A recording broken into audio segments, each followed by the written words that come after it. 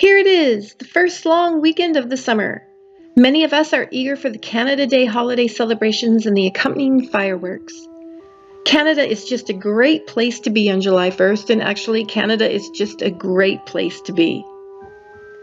But the skies have always provided a type of fireworks for stargazers, supernovas of course. However, it has been 400 years since we had a supernova in our galaxy, and we are about 300 years overdue for one.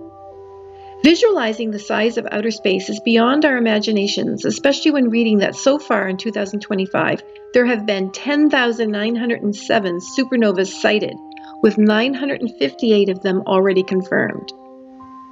The brightest one found so far this year is 2025 GJ, discovered back in January in NCG 2986, which is an elliptical galaxy in the constellation Hydra.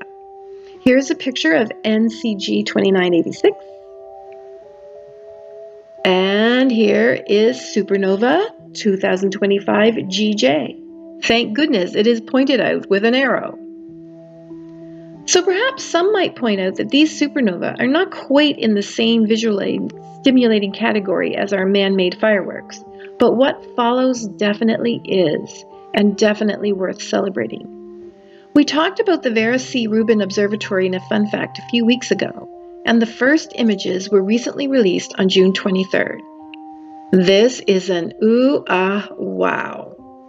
The Virgo cluster from Rubin. The Virgo galaxy cluster shown here in a tiny fraction of a much larger composite image taken by the NSF-DOE Vera C. Rubin Observatory.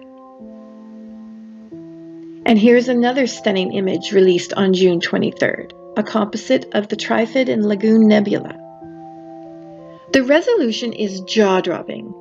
Each full image snapped by the observatory's 8.4 meter Simonyi Survey telescope and 3,200 megapixel LSST camera would require 400 4K high-definition television screens to display it at its original size.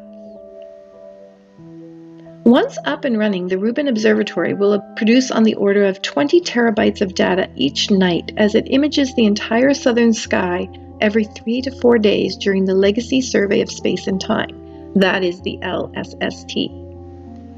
It will do this for 10 years, building up an ultra-wide and ultra-high definition time-lapse view of the universe we have never before been privy to. And here's an Earth-ground view of the observatory's telescope.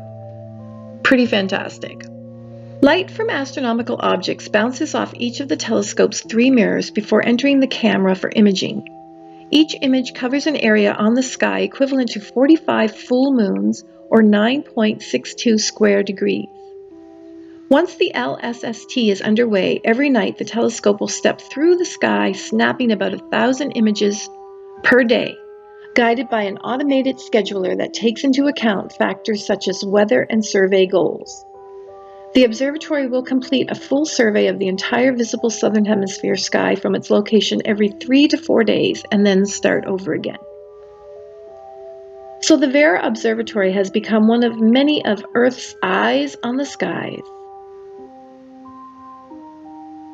Its discoveries do not detract from, but only add to the fantastic views from Hubble and James Webb Space Telescope. Beauty and data stream into our lives daily. Like this one from the Hubble, Hoag's object.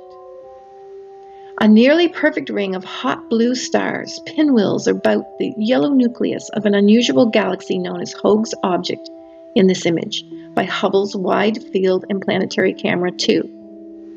The blue ring, which is dominated by clusters of young massive stars, contrasts sharply with the yellow nucleus of mostly older stars. What appears to be a gap separating the two stellar populations may actually contain some star clusters that are almost too faint to see. Curiously, an object that bears an uncanny resemblance to Hoag's object itself can be seen in the gap at the 1 o'clock position. That object is probably a background ring galaxy. While visiting the Hubble page, I discovered that you can check out what Hubble saw on your birthday. So here you go, Canada. Happy birthday from the Hubble. Wishing everyone a stellar summer.